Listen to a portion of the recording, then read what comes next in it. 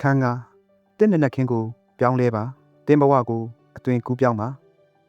နက်နက်ခင်းကိုအနိုင်ယူနိုင်ရင်တနေ့တာလုံးကိုအနိုင်ယူနိုင်ပါပြီဒါဟာအလွန်ရိုးရှင်းပါတယ်တင်းတနေ့တာစတင်ပုံကကြံရှိတဲ့ဖြစ်ရပ်အားလုံးအပေါ်သက်ရောက်မှုရှိပါတယ်သို့တော့လူအများစုကနိုးထားတဲ့အခါကပြာကတိဖြစ်ခြင်းစိတ်ကြမ်းလွင်ခြင်းတို့နဲ့စတင်လေးရှိကြပါတယ်အိယာကမထခင်ဖုံးကိုအရင်ကင်ပြီးလုပ်တီတွေကိုကြည့်ကြတယ်တခြားသူတွေရဲ့တောင်းဆိုချက်တွေပေါ်ချက်ချင်းတုတ်ပြန်ကြပါတယ်ကိုပန်းနိုင်အတွက်အာယုံစိုက်ဖို့ပြင်ဆင်နေတဲ့အချိန်မှာဇွမ်းအင်တဝက်လောက်ကုံဆုံးနေပြီဖြစ်ပါတယ်သို့တော့တင်းနက်နက်ခင်းကဘာကြီးကတင့်ကိုမစွဲမြင်ခင်အီးမေးလ်တွေနဲ့စာတိုတွေမရောက်လာခင်တင့်ကိုပိုင်ဖြစ်တဲ့တစ်ခုတည်းသောအချိန်အပိုင်းခြားဖြစ်ပါတယ်ထိုအချိန်ကိုဘလို့သုံးမလဲဆိုတာကတင့်တနေ့တာအရေးအသွေးကိုဆုံးဖြတ်ပေးပြီးရရှိမှာတင်းဘဝအရေးအသွေးကိုပြောင်းလဲပေးမှာဖြစ်ပါတယ်ကောင်းမွန်တဲ့နက်နက်ခင်းအလေးကျင့်ဖန်တီးဖို့နက်နက်၄နာရီထစေရမလို့တလို့ရှုပ်ထွေးတဲ့အစီအစဉ်တွေကိုလုပ်ကြရမလို့ပါဘူးတင်းအတွက်အဆင်ပြေပြီးတင်းဖြစ်ချင်တဲ့ပုံစံနဲ့ကိုက်ညီဖို့ပဲလိုအပ်ပါတယ်တင်းလျော်တဲ့နေ့စဉ်နက်နက်ခင်းမိနစ်30ဟာအလွန်ကြီးမားတဲ့ခြားနာချက်ကိုဖြစ်ပေါ်စေနိုင်ပါတယ်ဦးသွားတင်းစိတ်နေစိတ်ထားကိုအာယုံစိုက်ပါနိုးထားတဲ့အခါစိတ်ဟာပျော်ပြောင်းတဲ့ရှင်သေးလိုပါပဲပုံသုံးဖို့အဆင်သင့်ဖြစ်နေပါပြီဖုန်းကိုချက်ချင်းမကင်ပဲတိတ်ဆိတ်စွာစဉ်းစားပါငြိမ်သက်စွာထိုင်ပါကျေးဇူးတင်စရာတွေကိုတွေးပါသို့မဟုတ်ဒီနေ့ငါဟာအာယုံစူးစိုက်မှုရှိပြီးတိုးတက်အောင်ဖြတ်သန်းမယ်ဆိုတဲ့ဂရိပြုချက်ကိုရေရွတ်ပါဤတည်ငြိမ်တဲ့အခိုက်အတန့်လေးကတနေ့တာလုံးအတွက်ကောင်းမွန်တဲ့စွမ်းအင်ကိုပေးပါလိမ့်မယ်ထို့နောက်ခန္ဓာကိုယ်ကိုလှုပ်ရှားပေးပါညှက်ထန်တဲ့လေ့ကျင့်များမဟုတ်ရင်တောင်9မိနစ်သို့မဟုတ်10မိနစ်လောက်အကျော်လျှော့တာလမ်းလျှောက်တာမျိုးကစွမ်းအင်ကိုတိုးတက်စေပြီးအုံနောက်ကိုနိုးကြားစေပါတယ်နောက်တစ်ချက်ကတနေ့တာကိုကြိုတင်စီမံပါနက်နက်တိုင်းကိုယ့်ရဲ့ဦးစားပေးအလုပ်တွေကိုကြည့်ပြီးဒီနေ့ငါပြီးမြောက်အောင်လုပ်ရမယ့်အရေးကြီးဆုံးအလုပ်3ခုကဘာလဲလို့မေးမြန်းပါဒီ3ချက်ကိုချရေးပြီးမြောက်အောင်လုပ်ဆောင်ပါဒါဆိုရင်တနေ့တာကုံဆုံးတဲ့အခါကုံထုတ်စွမ်းအားရှိပြီးထိန်းချုပ်နိုင်စွမ်းရှိတဲ့ခံစားချက်ကိုရရှိစေပါလိမ့်မယ်ဒီကဲ့သို့စမ်းသပ်ကြည့်နိုင်ပါတယ်စိတ်ပိုင်းဆိုင်ရာပြင်ဆင်မှု10မိနစ်ကိုယ်လက်လှုပ်ရှားမှု10မိနစ်တနေ့တာစီမံမှုသို့မဟုတ်သင်ယူမှု10မိနစ်စုစုပေါင်းမိနစ်30မျှတာဖြစ်ပါတယ်အခန်း6ရေးစဉ်အောင်မြင်မှုအသေးစားလေးမှတစ်ဆင့်ကိုယ်ပိုင်စည်းကမ်းကိုမြင့်တင်ပါကိုယ်ပိုင်စည်းကမ်းဆိုဒီမှာရခင်လက်ရှိတင်းပုံစံနဲ့တင်ဖြစ်ချင်သောပုံစံအကြားကိုဆက်သွယ်ပေးတဲ့တရားတစ်စင်းဖြစ်တယ်၎င်းကရည်ရွယ်ချက်များကိုလက်တွေ့ဘဝအဖြစ်ပြောင်းလဲပေးသည့်ဒိတ်စိတ်သောစွမ်းအားတစ်ခုဖြစ်တယ်စည်းကမ်းမရှိပါကတင်ပန်းနိုင်များသည့်စိတ်ကူးရင်အိမ်မက်သက်ဖြစ်နေပါလိမ့်မယ်စည်းကမ်းရှိပါကတန်မာသောခန္ဓာကိုယ်အောင်မြင်သောအသက်မွေးဝမ်းကြောင်းနှင့်အတိတ်ပဲရှိသောဘဝတို့ကိုတည်ဆောက်နိုင်မည်ဖြစ်သည်သို့သောလူအများစုသည်စည်းကမ်းကိုပြင်းထန်လွန်းသောပင်ပန်းလွန်းသောအရာတစ်ခုဖြင့်ထင်တတ်ကြသည်သူတို့သည်စည်းကမ်းကိုတင်းကျပ်သောစီးလင်းများအဆုံးနိုင်သောစွန့်လွတ်မှုများနှင့်ပင်ပန်းလှသောနေ့စဉ်ဖြတ်သန်းမှုများဖြင့်မြင်ရောက်ကြသဖြင့်ရက်အနှဲငယ်အကြာတွင်လက်လျှော့လိုက်ကြခြင်းဖြစ်သည်စစ်မှန်သောစည်းကမ်းဆိုဒီမှာကိုညှဉ်းပန်းနှိပ်စက်ခြင်းမဟုတ်ဘဲကိုဂတိတည်ခြင်းသာဖြစ်သည်ပတ်ဝန်းကျင်ကမြည်တို့ပင်ဖြစ်စေမိနစ်နှဲငယ်များသာဖြစ်စေအောင်တော့နေ့စဉ်နေ့တိုင်းပါဝင်လှုပ်ဆောင်ပြီးကိုပေးထားသောဂတိများကိုတည်ဆောက်ခြင်းဖြစ်သည်စည်းကမ်းသည်စောက်ရန်အတွက်အလွန်သေးငယ်သောအရာမှစတင်မှာကိုအလေးချိန်မှခြင်းနဲ့တူပါတယ်ပထမဆုံးနှစ်တွင်အလေးဆုံးအရာကိုမှပါကကိုထိခိုက်ဒဏ်ရာရစေပြီးဘယ်တော့မှပြန်မလာတော့ဘဲဖြစ်တတ်တယ်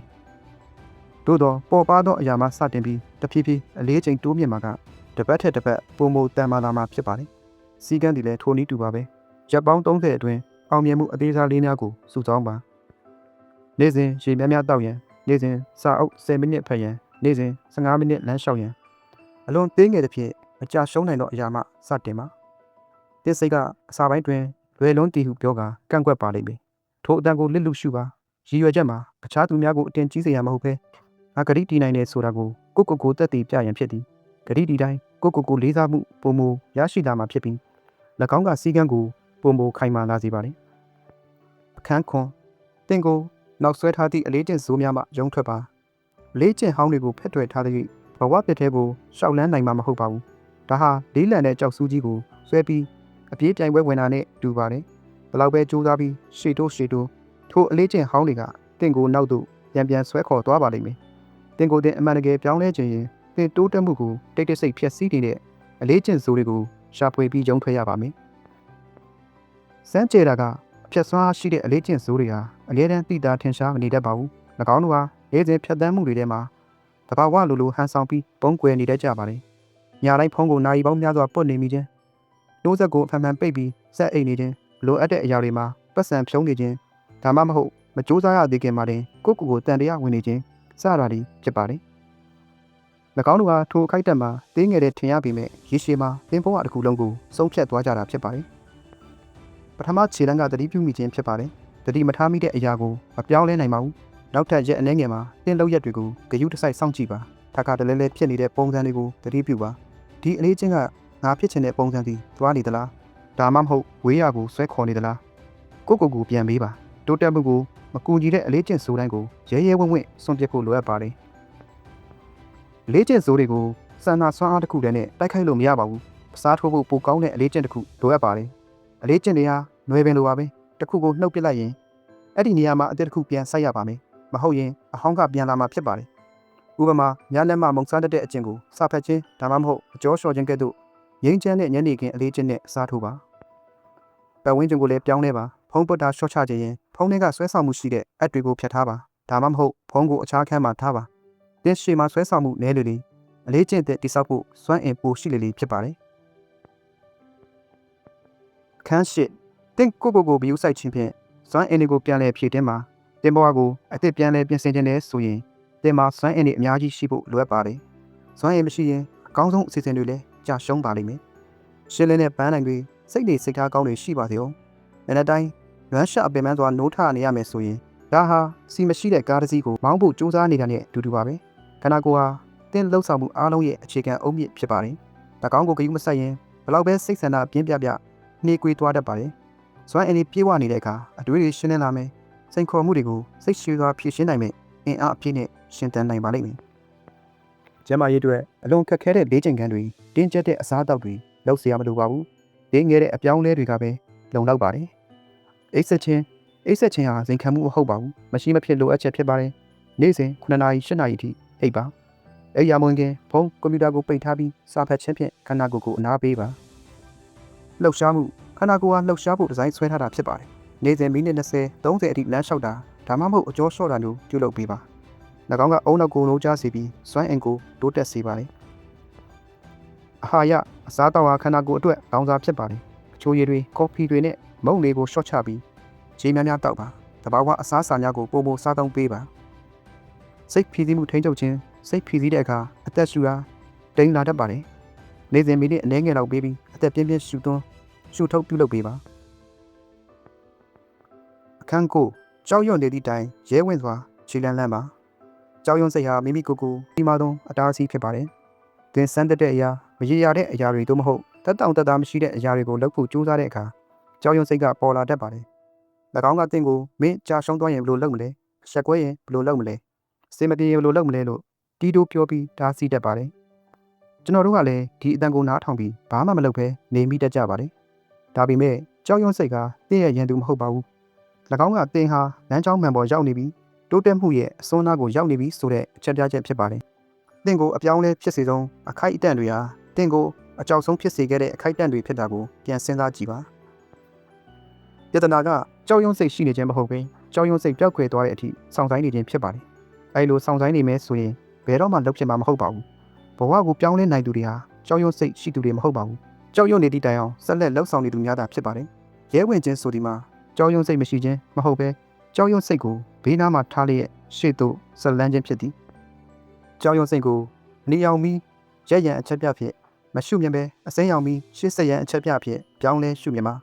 ကြောက်ရွံ့နေတာဟာဒီအလောက်ကပင်ဘဝအတွက်အမှန်တကယ်အရေးကြီးလို့ဖြစ်ပါတယ်တစ်ပတ်မှတစ်ချိန်လောက်ကိုယ့်ကိုကြောက်ရွံ့စေတဲ့ရဲဝင်တဲ့လုပ်ရက်တစ်ခုကိုလှုပ်ဆောင်ကြည့်ပါ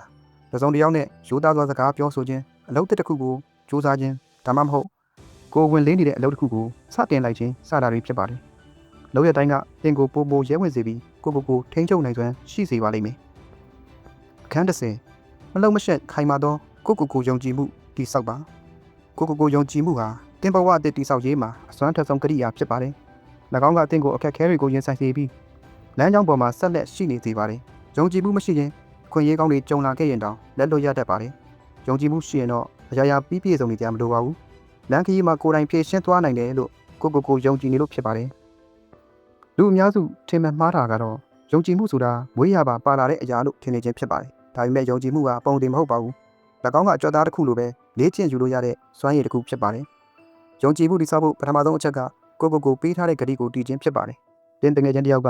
တင်းကိုအမြဲတမ်းဂတိဖြတ်နိုင်မယ်ဆိုရင်တင်းသူ့ကိုယုံကြည်ပါမလားကိုလည်းထိုနည်းတူပါပဲတခုခုလုံးမဲ့ပြောပြီးမလုံးဖြစ်တဲ့အခါကိုယုံကြည်မှုလျော်နေလာပါတယ်ထို့ကြောင့်တင်းငယ်တဲ့ဂတိတွေဥပမာလက်နဲ့ထမယ်ပြောတဲ့အချိန်ထားခြင်းဒါကိုအရင်ဆုံးတည်အောင်လုပ်ဆောင်ပါနောက်တစ်ခုကယုံကြည်မှုဟာကြာရှုံးမှုတွေကိုရှောင်လွှဲခြင်းကနေရတာမဟုတ်ပဲကြာရှုံးမှုတွေကိုရင်ဆိုင်ခြင်းကနေလာတာဖြစ်ပါတယ်အရာရာအစင်သက်ဖြစ်နေတဲ့အထိစောင့်မနေပါနဲ့ယုံကြည်မှုအရှိဆုံးလူတွေဟာစိုးရိမ်သိရှိပေမဲ့အတွေ့အကြုံကနေတင်ယူခြင်းယုံကြည်မှုကိုတည်ဆောက်ခဲ့ကြတာဖြစ်ပါတယ်နေ့စဉ်ကိုအားပေးစကားပြောပါမှန်နဲ့ကြည့်ပြီးကိုခုံယူတဲ့အချက်၃ချက်ကိုပြောပြပါရေရှည်မှာဒီအလေးချင်းကတင်အုံနောက်ကိုယုံကြည်မှုရှိအောင်ပြန်လည်ပြင်ဆင်ပေးပါလိမ့်မယ်အခန်း7တင်ကိုမြင့်တစ်ထက်မြင့်အောင်ပင့်တင်ပေးမဲ့သူများနဲ့ဝိုင်းရံပါဘလောက်ပဲတန်မာပြီးဆုံးဖြတ်ချက်ခိုင်းပါပါစီတင်ပတ်ဝန်းကျင်ကလူတွေကိုလစ်လူရှုလို့မရပါဘူးတင်ဘေးကလူတွေဟာတင်တိုးတက်မှုပေါ်အလုံးကြီးမားတဲ့လွှမ်းမိုးမှုရှိကြပါလိမ့်မမြင်ရတဲ့လက်တွေ့လိုပဲတင်ကိုရှေ့သို့တွန်းပို့ပေးနေကြတာသို့မဟုတ်နောက်သို့ဆွဲထားတာလည်းဖြစ်ပါတယ်အစိုးမြင်တတ်သူတွေပြင်းရည်သူတွေနဲ့ဝိုင်းရံထားရင်တင်စွမ်းအင်ဒီမြဲကုန်ခန်းနေပါလိမ့်မယ်ဒါပေမဲ့တင်ကိုအားပေးကူညီသူတွေနဲ့ဝိုင်းရံထားရင်တင်ဘဝဟာတဘာဝကြပဲပုံမမြင်မာတဲ့အဆင့်တစ်ခုကိုရောက်ရှိသွားပါလိမ့်မယ်တင်ဟာအချိန်များဆုံးကုံဆုံးလေးရှိတဲ့လူ9ယောက်ရဲ့ပြန်မြပုံစံဖြစ်ပါတယ်ဒီစကားကိုကြားဖို့ပါလိမ့်မယ်တင်ဘေးနားကလူတွေကိုပြန်ကြည့်ပါသူတို့ကတင့်ကိုတိုးတက်အောင်အားပေးကြသလားတင်အောင်မြင်မှုကိုဝမ်းကြောက်ကြသလားဒါမှမဟုတ်မနာလိုဖြစ်နေကြသလားဘဝအသစ်ပြောင်းလဲဖို့ကြိုးစားတဲ့အခါလူတိုင်းကတင့်ကိုနားလည်ပေးမှာမဟုတ်ပါဘူးတချို့ကတင်တိုးတက်မှုကိုကြည့်ပြီးသူတို့ရဲ့ဘဝပြောင်းလဲမှုကိုသတိရစေတဲ့အတွက်တင်ကိုဝေဖန်တာကြံစတာတွေလုပ်တတ်ကြပါလေအဲ့လိုလူတွေနဲ့ဝေးနေပါတင်ဘဝပြောင်းလဲရေးကာလအတွင်းတင်ကိုအားပေးမဲ့အတန်တွေကိုပဲနားထောင်ပါဒီစီမှာအားပေးမဲ့တငယ်ချင်းမရှိသေးရင်တောင်စာအုပ်တွေပေါ့ကတ်တွေနဲ့အားကျစရာပညာရှင်တွေရဲ့အတန်တွေကိုနားထောင်ခြင်းဖြင့်တင်ရဲ့အတွင်းစိတ်ပတ်ဝန်းကျင်ကိုညှင့်တင်နိုင်ပါတယ်အခန်း7အောင်မြင်မှုကိုအလိုလျောက်ဖြစ်ပေါ်စေမဲ့စနစ်များကိုဖန်တီးပါစိတ်အားထက်သန်မှုဟာအစွမ်းထက်ပေမဲ့အများတန်းအားကိုးလို့မရပါဘူးတရက်မှာအင်အားတွေပြည့်နေပြီးနောက်တရက်မှာတော့ပြင်းရှိငင်းငွေတာမျိုးကြုံဘူးပါလိမ့်မယ်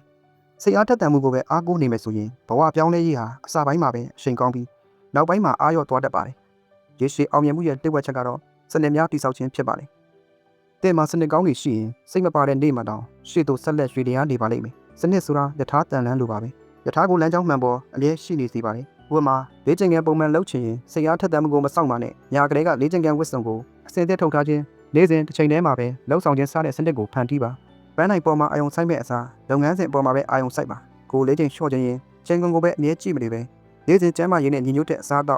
က်ခြင်းဆိုတဲ့စနစ်တိုင်းလဲပတ်နေဖို့လိုအပ်ပါတယ်စနစ်ကောင်းရင်ရလက်ကသူ့အလိုလိုလိုက်လာပါလိမ့်မယ်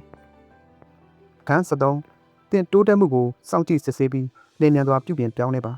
ဘဝပြောင်းလဲဖို့ကြိုးစားတဲ့အခါအကြီးမားဆုံးအမှားတစ်ခုကတော့ကိုတိုးတက်မှုကိုတိုင်းတာစစ်ဆေးခြင်းမရှိဘဲရှေ့သို့ဒီအတိုင်းတိုးနေခြင်းဖြစ်ပါတယ်ညှော်လင့်ချက်တက်ကတော့အဟာဗျူဟာမဟုတ်ပါဘူးရေရှည်ပြောင်းလဲမှုအတွက်တင်တိုးတက်မှုကိုစောင့်ကြည့်ပြီးအစင်မပြေတာတွေကိုလင်းမြန်စွာပြုပြင်ပြောင်းလဲဖို့လိုအပ်ပါတယ်ဒါဟာရွက်လီလွှဲ့တာနဲ့တူပါတယ်လမ်းကြောင်းနဲ့လွဲနေတာကိုမစစ်ဆေးပဲသွားနေမယ်ဆိုရင်လိုရခရီးနဲ့ပိုင်ပေါင်းများစွာဝေးကွာသွားပါလိမ့်မယ်ဒါပေမဲ့ပုံမှန်စစ်ဆေးပြီးရွက်တိုင်ကိုပြန်ညှိမယ်ဆိုရင်လိုရခရီးကိုရောက်ရှိမှာဖြစ်ပါတယ်ပတ်စင်ကုံဆုံးခဲ့တဲ့10မိနစ်လောက်အချိန်ပေးပြီးကိုမေးခွန်း3ခုမေးပါနံပါတ်1ဒီအပတ်မှာဘာတွေအဆင်မပြေ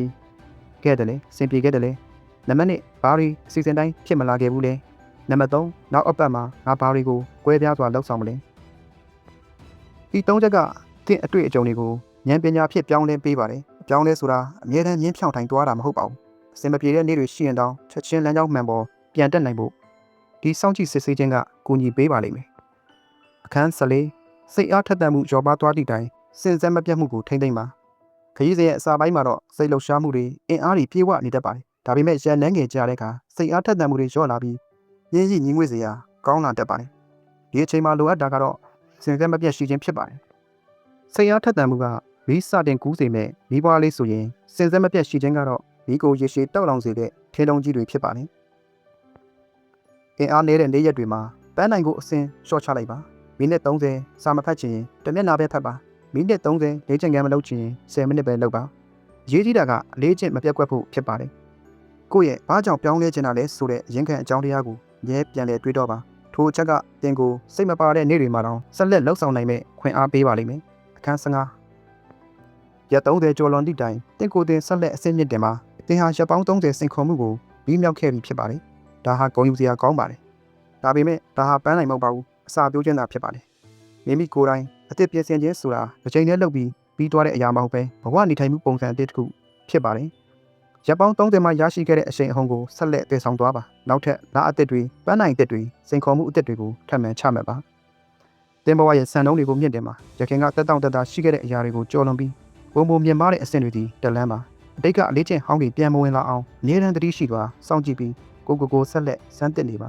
။ဒီကုန်းချုပ်တင်ဟာရပ်ပေါင်း30တန်ဖိုးရှိတဲ့ခရီးစဉ်ကိုအောင်မြင်စွာဖြတ်သန်းခဲ့ပြီဖြစ်ပါတယ်။တင်မှာပြောင်းလဲနိုင်စွမ်းရှိတယ်ဆိုတာကိုတင်ကိုတင်သက်သေပြခဲ့ပြီးပါပြီ။တင်အတိတ်ကတင်ကိုအဆုံးဖြတ်မပေးနိုင်ပါဘူး။တင်အနာဂတ်ကိုယနေ့တင်ပြုလုပ်တဲ့ရွေးချယ်မှုတွေကနေရေးသားနေတာဖြစ်ပါတယ်။တင်ဘဝဟာတင်ကိုယ်ပိုင်ဖန်တီးထုစေရမယ့်